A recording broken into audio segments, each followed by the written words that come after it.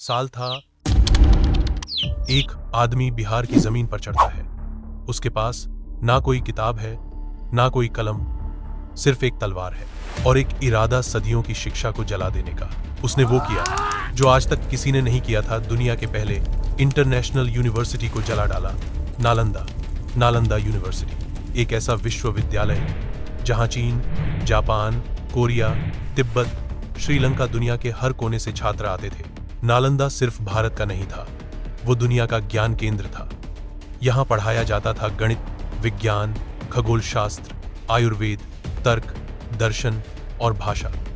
यहां की लाइब्रेरी इतनी विशाल थी कि जब उसे जलाया गया तो वो लगातार 6 महीने तक जलती रही। सोचिए, इतनी किताबें थीं कि जलाने वालों को भी अंदाजा नहीं था कि वो सिर्फ कागज नहीं, पूरे मानव समाज का इतिहास जला रहे हैं। लेकिन सवाल ये है, इधर नालंदा में ऐसा क्या था जो उसे मिटा दिया गया? एक ही क्या वो सिर्फ एक लाइब्रेरी थी या एक आइडिया? इधर क्या उस आग में किताबें जली थीं या भारत की आत्मा? और सबसे जरूरी बात, क्या आज हम सचमुच नालंदा को पुनर्जीवित कर पाए हैं या सिर्फ स्मारक बना दिए हैं? इस वीडियो में आप जानेंगे नालंदा की स्थापना कैसे और क्यों हुई, वो कौन थे जो वहां पढ़ाते थे और कैसे छात्र कैसे आते थे और क्या सीखते थे, नालंदा में किस तरह का अनुशासन और परीक्षा सिस्टम था, वो लाइब्रेरी क्या थी, सिर्फ एक इमारत या ज्ञान का महासागर, बख्तियार खिलजी कौन था और उसका मकसद क्या था, और आज का न्यू नालंदा यूनिवर्सिटी क्या वो असली सपना पूरा कर रहा है? नालंदा सिर्फ एक इमारत नहीं था, वो एक विचार था कि ज्ञान को बांटा नहीं जाता, फैलाया जाता है। वो एक व्यवस्था थी जहां धर्म, विज्ञान, गणित, तर्क और दर्शन सब साथ पढ़ाए जाते थे। लेकिन जब एक विचार खतरनाक हो जाए तो तलवार चलती है, और यही हुआ। आज हम दुनिया के पीछे क्यों हैं? शायद इसलिए कि हमने कभी खुद को जाना ही नहीं। नालंदा की राख में हमारे सवाल दबे हुए हैं और इस वीडियो में हम उन्हीं सवालों को खोद कर निकालेंगे। चलिए शुरू करते हैं उस भारत की कहानी जहां ज्ञान की मशाल बुझा दी गई थी, लेकिन उसकी लौ आज भी हवा में बाकी है। जब भी हम भारत के स्वर्णिम इतिहास की बात करते हैं तो हमारे दिमाग में युद्ध, साम्राज्य और राजा रानी की कहानियां आती हैं। लेकिन आज हम बात करने जा रहे हैं एक ऐसे साम्राज्य की जो तलवार नहीं, तर्क से चलता था। एक ऐसी सत्ता की जहां सेना नहीं, विद्वान सबसे बड़ी ताकत माने जाते थे, और उसी ताकत की पहचान बना नालंदा विश्वविद्यालय। नालंदा की कहानी शुरू होती है 5वीं सदी में, जब भारत पर शासन कर रहे थे गुप्त वंश के राजा कुमार गुप्त प्रथम। गुप्त वंश वो दौर था जिसे हम भारत का क्लासिकल एज कहते हैं। कला, साहित्य, विज्ञान, हर क्षेत्र में अद्भुत विकास हो रहा था। लेकिन कुमार गुप्त ने एक चीज और की जो शायद उस समय की सबसे क्रांतिकारी पहल थी, एक ऐसा विश्वविद्यालय बनवाना जो केवल भारत नहीं, पूरी दुनिया के लिए हो। जी हां, नालंदा केवल एक धार्मिक संस्था नहीं थी, ये एक वैज्ञानिक और दार्शनिक संस्थान था। एक ऐसा स्थान जहां बौद्ध धर्म की शिक्षा के साथ साथ खगोल शास्त्र, गणित, आयुर्वेद, तर्कशास्त्र, व्याकरण और दर्शन शास्त्र पढ़ाया जाता था। सोचिए, जब यूरोप अंधकार युग में था, उस समय भारत में एक ऐसी जगह खड़ी हो रही थी जो मानव सभ्यता की सबसे पहली इंटरनेशनल यूनिवर्सिटी बनने वाली थी। नालंदा की स्थापना का मुख्य उद्देश्य था ज्ञान को सीमाओं से परे ले जाना। उस दौर में बौद्ध धर्म पूरे एशिया में फैल रहा था, तिब्बत से लेकर जापान तक और श्रीलंका से लेकर चीन तक। ऐसे में एक ऐसी जगह की जरूरत थी जो बौद्ध विद्या के साथ साथ तार्किक चिंतन और वैचारिक आजादी को बढ़ावा दे। नालंदा की जमीन पर पहला पत्थर रखते हुए कुमार गुप्त ने सिर्फ एक इमारत नहीं बनाई थी, उन्होंने एक विचारधारा को जन्म दिया था। एक ऐसी विचारधारा जो कहती थी कि शिक्षा केवल एक वर्ग की बपौती नहीं, बल्कि पूरे मानव समाज का अधिकार है। और इसी सोच से नालंदा बना एक विशाल ज्ञानपीठ, एक विश्वविद्यालय नहीं, ज्ञान की राजधानी। नालंदा कोई छोटी मोटी संस्था नहीं थी। एक समय पर वहां 10,000 छात्र और 2,000 शिक्षक रहते थे।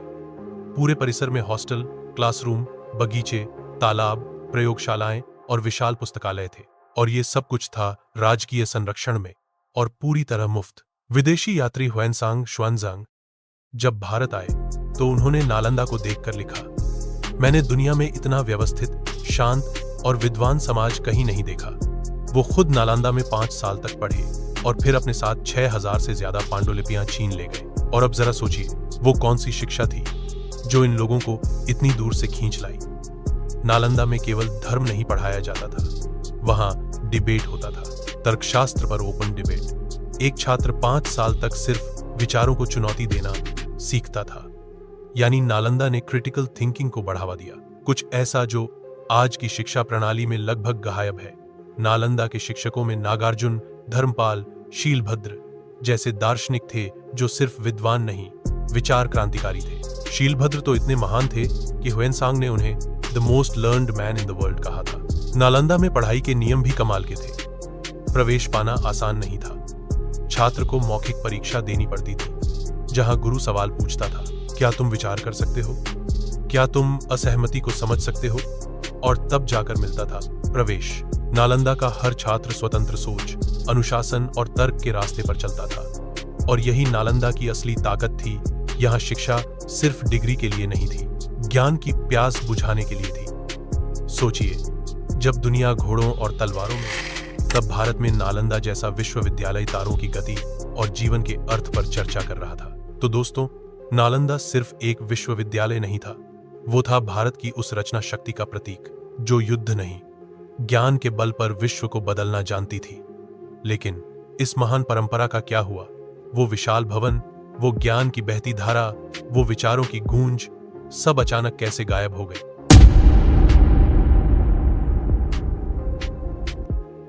अब तक आपने जाना कि नालंदा क्या था, कैसे एक सम्राट ने तर्क, विचार और ज्ञान को मंदिर से निकालकर विश्व के लिए एक विश्वविद्यालय में बदल दिया। लेकिन अब असली सवाल यह है कि इस अद्भुत संस्थान में पढ़ाया क्या जाता था और सीखने की प्रक्रिया कैसी थी। अगर आप सोचते हैं कि नालंदा में सिर्फ बौद्ध धर्म सिखाया जाता था, तो आप गलत हैं। नालंदा एक ऐसा विश्वविद्यालय था जहां धर्म के साथ साथ विज्ञान, गणित, खगोल शास्त्र, आयुर्वेद, व्याकरण, राजनीति और तर्कशास्त्र भी पढ़ाया जाता था। यह एक मल्टी डिसिप्लिनरी संस्थान था, आज के आईआईटी और आईआईएम से कहीं ज्यादा गहराई और विस्तार वाला। आइए जरा कल्पना कीजिए, सुबह के समय छात्र ध्यान मुद्रा में बैठे हैं, लेकिन यह ध्यान आध्यात्मिक कम और मानसिक अनुशासन ज्यादा है।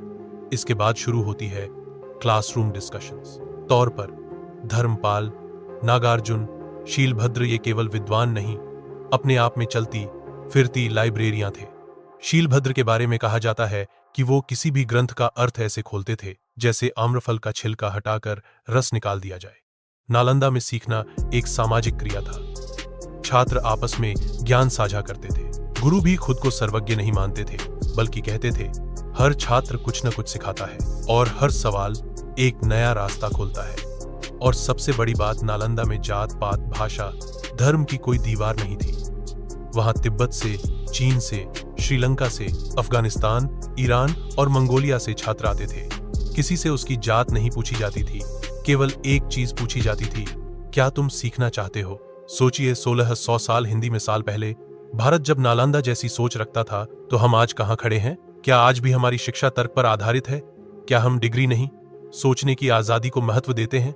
नालंदा हमें यही सिखाता था कि शिक्षा का मकसद नौकरी नहीं, स्वतंत्रता है, मानसिक, सामाजिक और आध्यात्मिक। लेकिन नालंदा का यह स्वर्ण युग हमेशा नहीं चला। आने वाले वर्षों में एक ऐसी आंधी आई जिसने इस ज्ञान मंदिर को राख में बदल दिया। अब तक हमने नालंदा का वैभव देखा, वो ज्ञान का साम्राज्य, वो दर्शन की महाकुंभ, जहां हजारों छात्र हजारों मील दूर से चलकर आते थे, सिर्फ एक चीज के लिए, ज्ञान। लेकिन एक ऐसा दिन भी आया जब इसी ज्ञान की धरती पर तलवारें चली, किताबें जली और सदियों की साधना को कुछ घंटों में राख कर दिया गया। यह कहानी है इतिहास के सबसे दुखद अध्यायों में से एक की। नालंदा का विनाश। साल था 1193 ईस्वी। दिल्ली और बिहार के बीच लगातार राजनीतिक उथल पुथल हो रही थी। बख्तियार खिलजी नाम का एक तुर्क आक्रमणकारी जो घुरिद एम्पायर का सेनापति था, उसने बिहार पर हमला बोला। उसका मकसद था विस्तार, और रास्ते में नालंदा आई। अब सवाल यह है कि एक सेना को नालंदा से क्या खतरा था? जवाब है नालंदा का प्रभाव। नालंदा कोई किला नहीं था, लेकिन यह विचारों का गढ़ था। यह एक ऐसी जगह थी जो अंधकार के खिलाफ प्रकाश फैला रही थी। और जो भी सत्ता विचारों से डरती है उसे नालंदा जैसे संस्थान सबसे बड़ा खतरा लगा। इतिहासकारों के अनुसार बख्तियार खिलजी जब नालंदा पहुंचा तो उसने इसे एक बौद्ध मठ समझा और बिना किसी विचार के आग लगा दी। सिर्फ एक आदेश, और नालंदा की 9 मंजिला लाइब्रेरी, जिसका नाम था धर्मगंज, 3 महीने तक जलती रही। जी हाँ, 3 महीने तक। सोचिए ऐसी क्या चीजें थीं उस लाइब्रेरी में जो इतनी देर तक जलती रहीं। जवाब है हजारों पांडुलिपियां, ग्रंथ, दर्शन, विज्ञान, चिकित्सा और वो तमाम ज्ञान जो उस समय मानवता के पास सबसे दुर्लभ था। जीरो का सिद्धांत, सुश्रुता और कारका के चिकित्सा ग्रंथ, खगोल विज्ञान की पांडुलिपियां, सब कुछ भस्म कर दिया गया। ह्वेनसांग, इत्सिंग और कई अन्य यात्रियों द्वारा जो ज्ञान सदियों तक दुनिया में बांटा गया था, उस स्रोत को एक ही दिन में मिटा दिया गया। बताया जाता है कि नालंदा में उस समय भी 1000 से ज्यादा छात्र और शिक्षक मौजूद थे। उन सबको या तो मार डाला गया या गुलाम बना लिया गया, और सबसे दुखद बात, किसी ने बचाने की कोशिश नहीं की, क्योंकि नालंदा उस समय तक राजकीय संरक्षण से बाहर हो चुका था। पाल वंश का पतन हो चुका था और भारत में राजनैतिक बिखराव था। कोई एकजुट नेतृत्व नहीं था जो नालंदा जैसे संस्थान को दुश्मनों से बचा पाता। और इसी के साथ 800 साल पुरानी एक परंपरा जो गुप्त सम्राटों से शुरू हुई थी, वो अंधकार में विलीन हो गई। लेकिन यह सिर्फ नालंदा का अंत नहीं था, यह उस भारत का अंत था जो ज्ञान से दुनिया का नेतृत्व करता था। नालंदा के जलने का मतलब था तर्क का खात्मा, स्वतंत्र सोच का खात्मा और भारत के बौद्धिक स्वाभिमान का अपमान। सवाल ये नहीं कि नालंदा क्यों जली, सवाल ये है कि हमने उसे बचाने की कोशिश क्यों नहीं की। और यही सवाल आज भी प्रासंगिक है। जब आज भी किताबें हटाई जाती हैं, विचार कुचले जाते हैं और तर्क को चुप कराया जाता है, तब हर बार नालंदा फिर से जलती है। लेकिन क्या नालंदा हमेशा के लिए खत्म हो गई? क्या उस राख में कोई चिंगारी बची थी जो फिर से ज्वाला बन सकती थी? अगले भाग में जानिए किसने नालंदा की धरोहर को बचाया, कैसे कुछ भिक्षु और यात्रियों ने नालंदा के ज्ञान को दुनिया को। नालंदा की राख आज भी हवाओं में तैर रही है। जहां कभी ज्ञान के दीप जलते थे, वहां अब सिर्फ खामोशी है। लेकिन ये कहानी अभी अधूरी है। पार्ट 2 में जानेंगे कौन था वो जिसने नालंदा को जलाया, क्यों जलाया गया भारत का सबसे बड़ा ज्ञान मंदिर। एरह पार्ट 2 जल्द आ रहा है। बेल आइकन जरूर दबाइए ताकि आप सच से जुड़ सकें। और जब तक पार्ट 2 आता है, स्क्रीन पर जो वीडियो है उसे जरूर देखिए। सिंधु सभ्यता, जब दुनिया अंधेरे में थी, भारत तब भी उजाला था। एड क्लिक करिए और जानिए वो शुरुआत जिसने हमें महान बनाया।